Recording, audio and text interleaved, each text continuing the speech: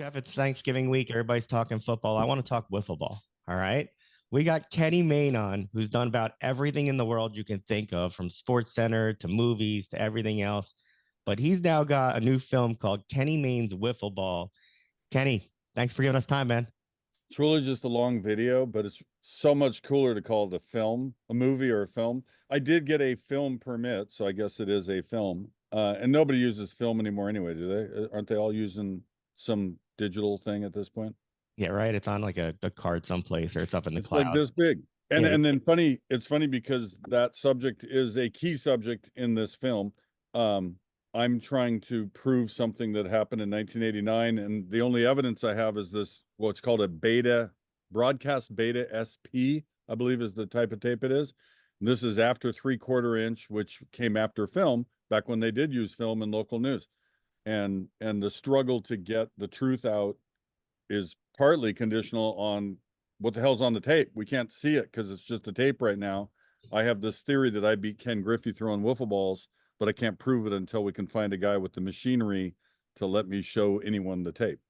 What made you decide that you were going to try to top the Zapruder film? Um, yeah, somebody brought that up the other day. Did Zapruder have any other movie? Like, did he have some, arts? No, art he house never type? went on to the career that you had. Yeah.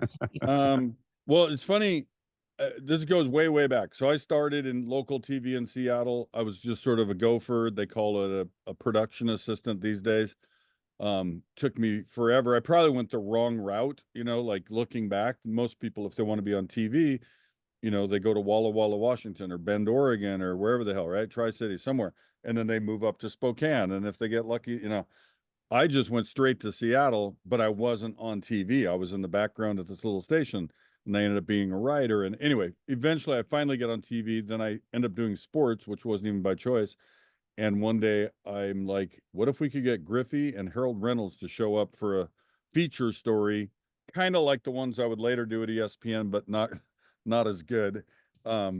And we did some dumb interview that was terrible. I look back at that. That was awful also. But as part of it, we threw wiffle balls together. So all these years, I've maintained that I beat Griffey in this speed contest. He's always said I didn't, or it didn't happen. Like, we've had this kind of running joke when we would bump into each other, and he brought it up 2 years ago. And like the next day I just started, like, I'm going to make a movie about the truth of this day in life in 1989, and my love of wiffle ball, and a shared love of wiffle ball for people my age. And I think there's a 20 or 30-year group of people, mostly men, probably, and not that girls didn't play, but that had this fascination and dedication to the craft of wiffle ball. You talk to everybody from the president of wiffle ball to a professor of mechanical engineering. And as much as we can get into the technicals and how fun this is, it seems like this is really just your love letter to Seattle as much as anything else. Can you talk about your love of Seattle and how that plays into this? Yeah, I mean, most of it was shot there. Obviously, that's where I was when we did it, because we did it at Seattle Center. I also tell an old Dick Williams story early in the show. Dick Williams was the manager of the Mariners, and I tried to make small talk, like make a wiffle ball joke with Dick Williams, and he didn't get it or didn't like. He actually said, "I know what wiffle ball is. Your joke's not funny." And here I am. I'm 20 something years old. I'm just starting in TV. I'm up against this, legendary baseball manager, kind of a crusty old character, and he's biting my head off on opening day. So then I'm like, how's the middle relief stacking out? I just asked some stupid filler, yeah, that was bad. But I gained more confidence through the years. But I stand by that joke. I thought it was a good joke. What was the joke? I just said, Dick, is it just me, or have you had trouble purchasing wiffle ball equipment this spring? I thought that was solid. That's an icebreaker. Most people at least giggle. It's like the time similar in 2001, I think it was. Yeah, me and the guy's named Tom McCollum did this baseball tour. We went to 5 cities in 5 days. And it wasn't long before we realized, if we tell people what to say, if we write a joke ahead of time, a sketch ahead of time, and just tell the people their lines, A, it's going to turn out funnier, and B, the edit's really easy. You don't have to search for it. It's just line, line, line. So Tim Wakefield was knuckleball pitcher at the time, right? And I remember going up to him and saying, "Hey, what happened to your arm? Is your arm okay?" And he said, "What do you mean? What's wrong with my arm?" I said, "I don't know. Why do you throw it?" Can I swear on here? Yeah. It might ruin if I don't swear. The joke's not funny. Go for it. Why do you throw the fucking ball so slow then? And he loved it. Like he knew the joke. He got it. He was funnier than Dick Williams. So That's awesome. So what made you decide this is something that you want to do? And is there a greater ambition with this? Is it, Yeah. you hear about all of these sports that are childhood sports that are becoming popular, like pickleball. Is there a future for wiffle ball as a profession? Yeah, I mean, wiffle ball's doing well enough without me. There's still the headquarters down here in Connecticut. They sell millions and millions of balls a year. The grandfather who came up with it patented it in 1955 or something like that. I was told he pretended to his wife that he had a job when he didn't. And he would get up every morning, make the coffee and take off. And he just went and worked on this wiffle ball thing while cashing in I think he had cashed in his life insurance. He had some money to play with.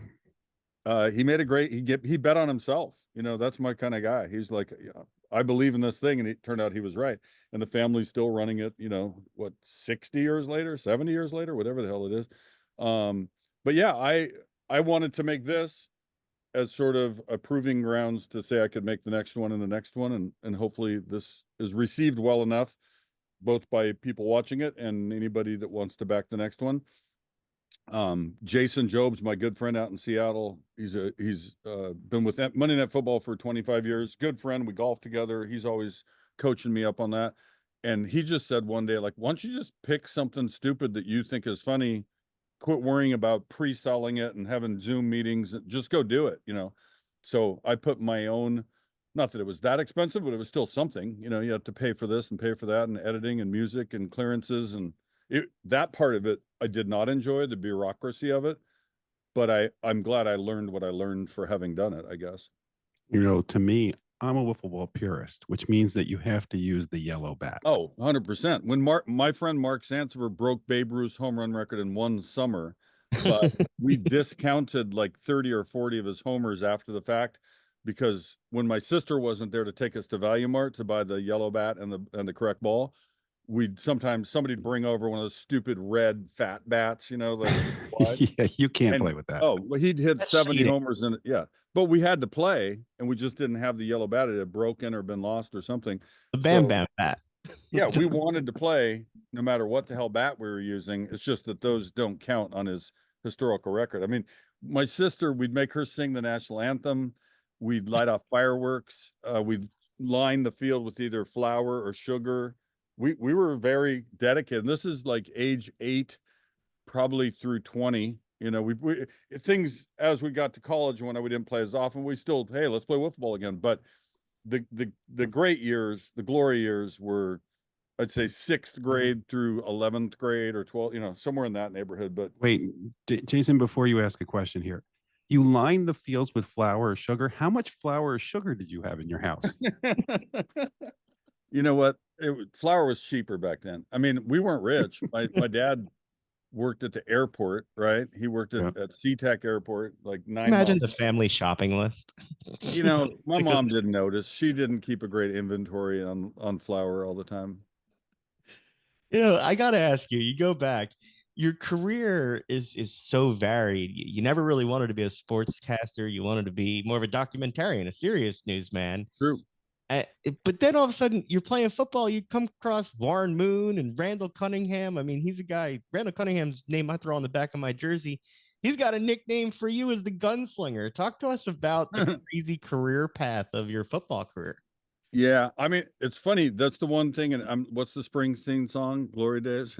Yeah, I get better every year. I'm so good now at football. No, I was pretty good in JC. I was okay in high school. I was skinny. I was like, my sophomore year, I was 5'8", 130 pounds.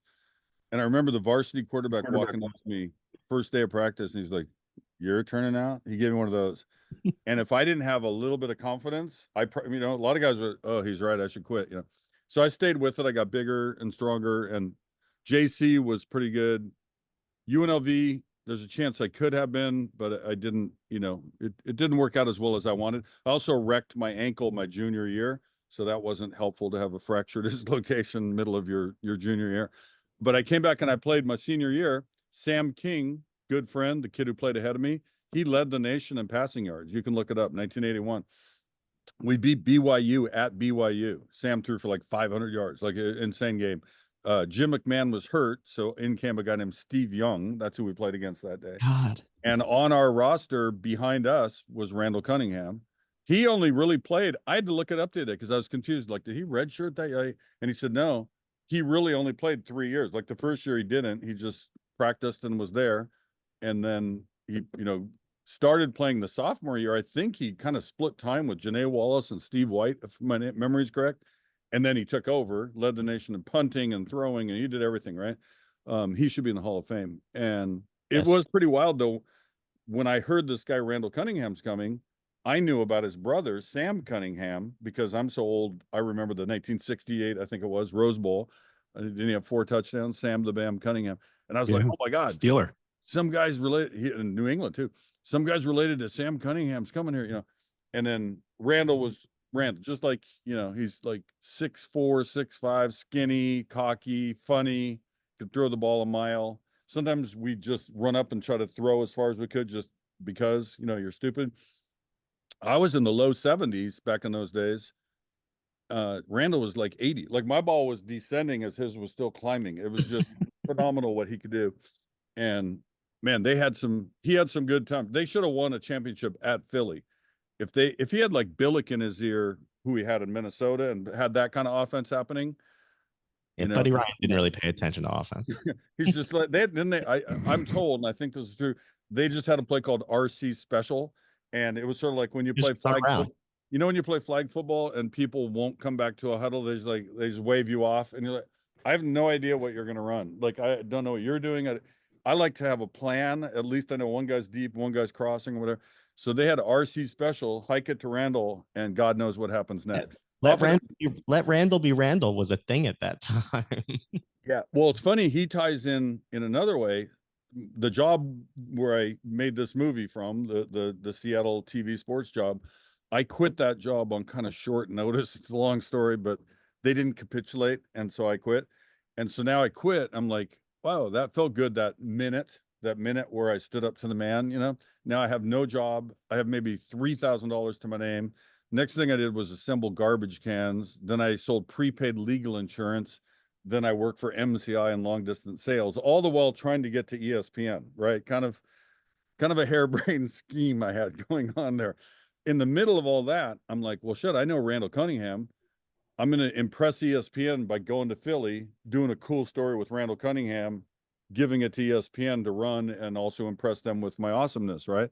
So I concoct this trip. I go to the Philly game. I think it was against the Giants. It's one of those where he did like the flip at the corner of the 1 yard line into the end zone, if anybody remembers. And I told the PR guy, like, hey, let Randall know I'm coming. Hopefully I can get 10 minutes of his time after, kind of private. And I don't know if the message didn't get conveyed or what, but all I got was Randall in a big post, the podium, the big press conference thing. And I can barely he looked at me like, there was an acknowledgement, but he had somewhere to be. He didn't know that I thought I was getting this special time. And there he goes, leaving in a limousine or something. So that was a couple thousand wasted. That didn't work out. But eventually I just kind of kept, and that was 89, 90, somewhere in there. I kind of beat down the doors, and eventually ESPN, they just got sick of my phone calls and hired, like, fuck this guy. Just will you make him stop calling us? Just hire him. Hiring you. Well, your letters to them were hilarious. I mean, you gave them checklists. Stand by the mailbox. The contract's on the way. Keep up the freelance work. We'll hire you about the time ESPN 5 hits the air. I mean, somebody asked about that just the other day, and it's a true story. I had been, so the chronology is I got interviewed by ESPN off of the Joe Montana to John Taylor beating the Bengals, John Candy on the sidelines, that Super Bowl 1989. Thought I had a pretty good little 5-minute local show. Sent it to ESPN. Al Jaffe, their head guy, calls and says, hey, send us another tape. We want to see if that was a fluke. So that's his exact words. So I sent another tape. They kind of liked me. I go back and interview. I was okay on the tryout, like you do like a demo show, but I sucked on the interview. They're asking me about Philly's middle relief or something. I don't know. They'll come in after the starter, and then the closer will, I had no good answers, right? So they didn't think I was enough of a sports nerd to want to bring back and do a nightly show. And they were right about that, but I still knew how to make shows happen.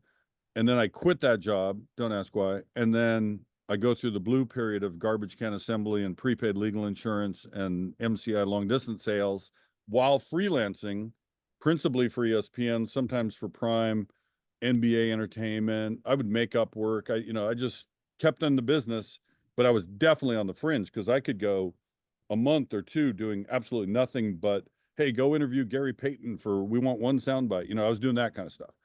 And then, like you referenced that letter, I finally are they ever going to consider me for real? So I just sent them this insane letter. Please check the appropriate box, to see if it would wake them up. But weirdly, I got hired like 2 months later. So I guess it worked. People, when they see people that are successful, they assume that it came easy. Your story is the opposite of that. Nothing came easy. Even your time at UNLV as quarterback, I don't think people realize, unless I read wrong, you actually spent 5 days at the University of Washington as a quarterback before you moved on from there, Yeah. and you Well, didn't give up. out of high school, I had all the JCs back when there was JC football up in the Northwest, and a lot of the little colleges, the state, like Central and Western and whatnot. And I thought I was better than that. No offense to anybody who played at that level, but I wanted to see if I could get to a higher level. And I was like, screw it. The Washington guy said I could walk on, and I thought I was better than their freshmen on scholarship. But practices sucked. Like 5 days of just, I'm not even on the field. I'm doing like drills, just pretending to, do my steps on the sideline. And I knew the JC guy wanted me to go. So I just what? I want to go play. So I called Sandy Cooperrider, the Wenatchee Valley Community College coach. That's where you get your apples from. And I went over there and did okay. But yeah, Warren was the starter. They went to the Rose Bowl that year, right? And Tom Flick was on that team. He would play in the NFL later. But I think I made the right choice, like going and playing as opposed to hoping it would have worked out in the long run. But to your point, perseverance matters, I think, for everybody in any field, as much as talent or whatever it is you have naturally. Like, you have to shake off the no's. I get more no's now still all the time. And you're just waiting for that one yes. I got all sorts of different ideas. I'm in a conversation about 100 different things, and most of them are going to be a no, or we'll circle back, or wait till after the holidays, or, there's always excuses to not do things. So I'm still, trying to do a lot of one-off projects, but more often than not, you got to kind of like beat down the door to make things happen.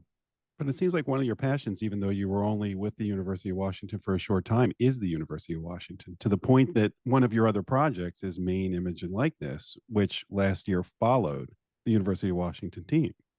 Yeah, unfortunately, we got the excuse of people aren't buying right now. I thought it would be easy because this whole NIL world is so fascinating, and it's still new. Like, it's not too late. That thing could come back and maybe it works out one day, but we were trying to do a takeoff on the name, image, and likeness, given my last name, just playing the stupid name thing of Maine Image. And the premise was me like immersing myself in the world of NIL, specifically with the Huskies, because I was in Seattle a lot and I had those relationships. Mike Penix actually helped my foundation. I have a thing for veterans, and he threw passes to raise money for that. But it just didn't go anywhere yet. But it doesn't mean it won't one day, or some iteration of it, right? I think sometimes it's almost like, I remember oftentimes on SportsCenter, there was a line I really wanted to use for whatever reason, and the story got killed, or the highlight got shortened, or whatever, and you just sandbag it. You just put it on the side. Like, you'll have a practical use for it one day down the road, hopefully. You kind of glossed over that Michael Penix did something for your charity. It's not just like a little charity. Run Freely is awesome.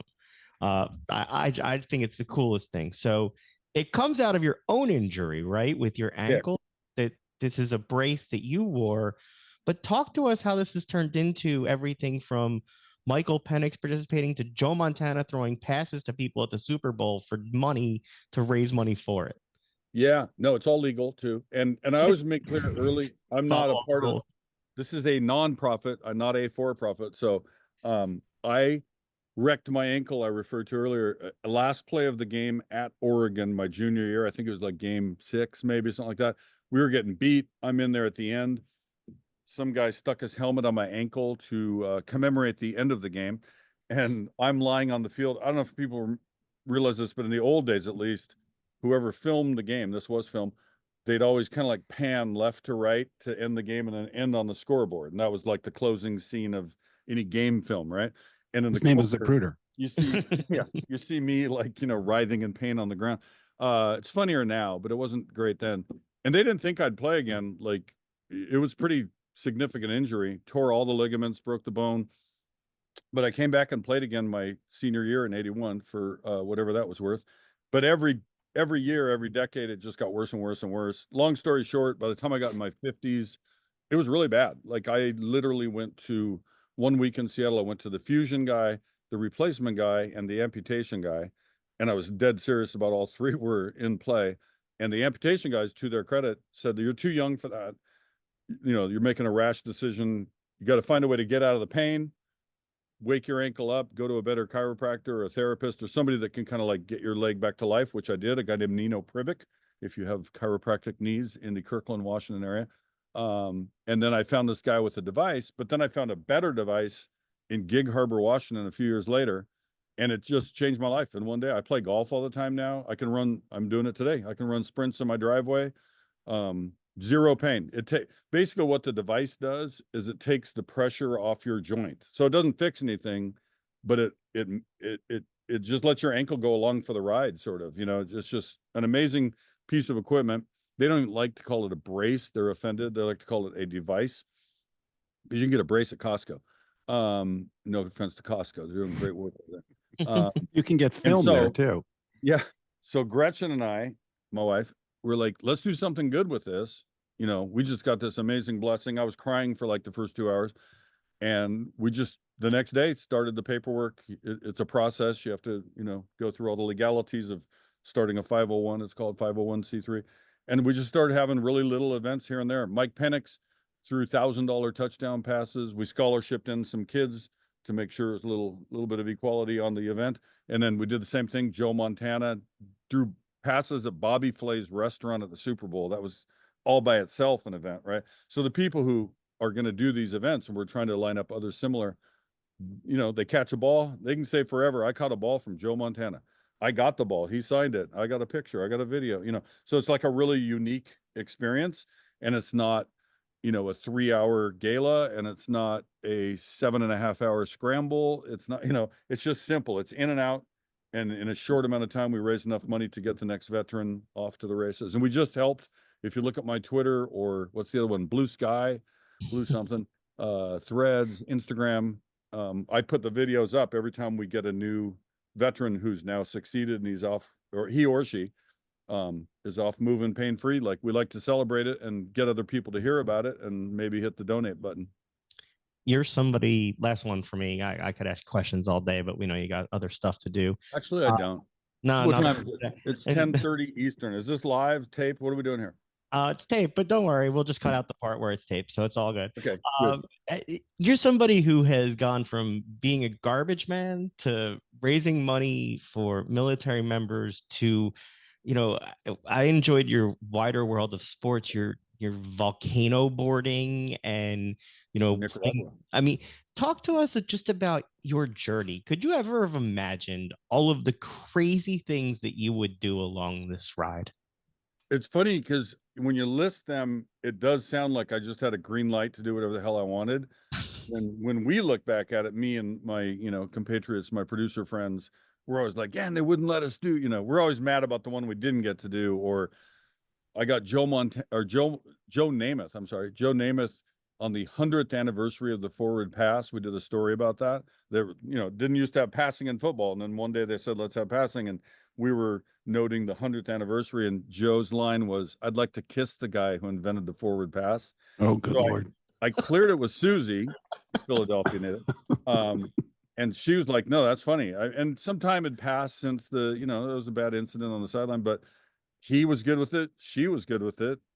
That seems to me the only two that get a vote, but the other one, I'm going over the bad ones first, then we'll get to the good ones. We got to interview Tom Petty before Super Bowl in Arizona. He did a line for my story, which was about Tony Sirico who I'll get into after this. And Tom was great. He did like a 3 or 4 minute, like a legit, fun loving, but very, well meant interview about what an honor it is to do the Super Bowl. His performance was amazing, and they never ran it in the show. They killed it. It kept getting Why? bumped. The Super Bowl pregame show's like 9 hours long or whatever, and then we're not even carrying the game. We're the other guys just hyping the game.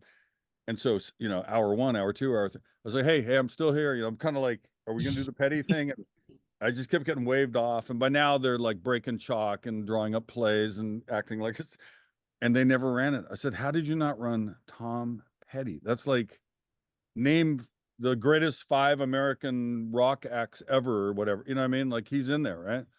So that one was down. But on that trip, Why didn't they run it? that's not for me to answer. I don't know. It Nobody just gave kept you an getting, explanation. it kept Sounds like getting your next film. something like, he's not that big a deal. Or I think he's singing at halftime. He's the biggest deal. There's no bigger deal in music than that guy, because anyway. That story, though, is one of my favorites that week, besides that terrible thing that happened. I had a story that fell through. I don't know what the hell it was. And me and a guy named Ben Weber, who my friend and producer, we're like, what the hell are we going to do? It's Monday night. We have no story. We still have a lot of time, but, you got to shoot it and edit, and there's some mechanics to it all. And I get a call from Tony Sirico of The Sopranos. He played Paulie Walnuts, right? And the Soprano guys had helped me a few times. They'd shown up for free and just shot a fun half-hour thing, for one of my skits. And he calls and goes, Kenny, I need 4 Super Bowl tickets. I'm like, yeah, I'll try, man. It's really, and he's like, I know you can do it, kid. And he just hangs up. And I'm like, did we just get threatened, or me, by Tony Sirico? And so we thought about it. It's like, screw it. Let's just make that our story, because that's pretty funny that happened. Who cares that we put it out publicly? So the whole week we're trying to get tickets. Ultimately we hired, I want to say this right, a little person, who was an actor in Phoenix. He becomes my sidekick. We bought a car. We blew up the car. Dave Craig was on a horse at one point in the desert. It all makes sense. Oh, Michael Clark Duncan, the great actor and voiceover artist, he did the voiceover for it. And we just ran into him by chance. If I were to give you this script and try to have you pitch this to someplace, do you think? Yeah, I'm telling you, exactly. It's so dumb. I mean, the dumbest part of all, me and Ben are talking at media day while I'm shooting little scenes, and out loud we're going, hey, we should like blow up a car. We pretend, because Sirico's threatened me, right? So maybe they blew up my car. And there's a lady next to us who overhears us, and she's like, I know a guy who lives like an hour away. He does Hollywood munition stuff. He could blow up a car for you. So now we get him. He's going to blow up a car. I don't know where the horse came from, but I know Dave Craig, the old Seahawk quarterback who lives down there. He ended up on a horse coming toward me and the guy after the car had blown up. Like, ultimately, it made sense. If you Google Maine, my name, Maine Super Bowl, or main event Super Bowl, I think it's the first one that pops up. I think it's in the queue. And People keep searching for it. It's a Did you really get him the tickets? stupid 3-minute, 12-second something. Yeah, Jeff asked the good question. Did you get him the tickets? I did get the tickets from Mark Dalton, the media director at the Arizona Cardinals. Then he wanted hotel rooms, and I'm like, dude, I'm gonna travel. Like, the town is sold out. I said I can get you at the La Quinta Motor Suites or whatever the hell we're staying in, but it ain't gonna be the Ritz-Carlton. And then that's like Thursday now, and by then he changed his plans and he couldn't come anyway. So I just gave back the tickets. I never had to pay for them, but I was willing to spend just so Tony Sirico didn't kill me. I mean, that was really my goal at that point. Can I just rewind for 1 second? Why is Tony Sirico? So he's not a friend of yours, and he's calling you up. He's somewhat. By then, no. When he said, I got a guy, it was Kenny Mayne. He's either an acquaintance or he's definitely been friendly to me. And I'm at that point, I talked to his guy now and then, his manager. He had helped me with 2 different shoots, one at Bobby Flay's restaurant for Main Street, the one with Aubrey Plaza and Allison Becker and all them. They'd also helped on another shoot for a Tony Romo story, where we tried to replicate the last episode of The Sopranos, We had a Dallas Cowboy cheerleader playing the role of Meadow, the parallel parking. We were in a diner. Mark Cuban was in it. It got weird. So they'd already helped me twice, just being good guys. Like, yeah, we'll be on that. They might have got paid on the first one because Main Street, I think they paid small amounts. And so he had my number and email, and they just, why not? Because it's funny how many times people think you can pull things off or that stuff that you don't know. Most of the people on TV they know more than the next guy because they're talking to the team or the players, but they're just guessing too. It's like asking people to pick a horse it's like, just as well as the expert, who's going to win the Kentucky Derby. It's I think. Well, I got bad news for you now. Now people know you can get Super Bowl tickets. Well, Seriously, in that God. case, you're right. In that case, I never tried again. Jason, don't air this. I'll cut that part out of the interview. Well, So the other nobody- times, so the Seahawks, when they beat Denver to win their Super Bowl in New Jersey, I bought them. It was like friend of a friend of a friend who knows a guy whose uncle friend, right? There was like 9, and we bought tickets aftermarket, as they say. It was a legitimate place. It was like a nice hotel in New York City. But like he had a guy at the door who looked like ex-Secret Service. Like the whole thing was pretty weird. But he took a credit card. I mean, it was a real business. I didn't have to show up with 10,000 in cash or something. And then the second time around, when they lost on the game, the 1 yard line, terrible game, that horrible day, Malcolm Butler, that one, and I have a theory what they should have run, by the way.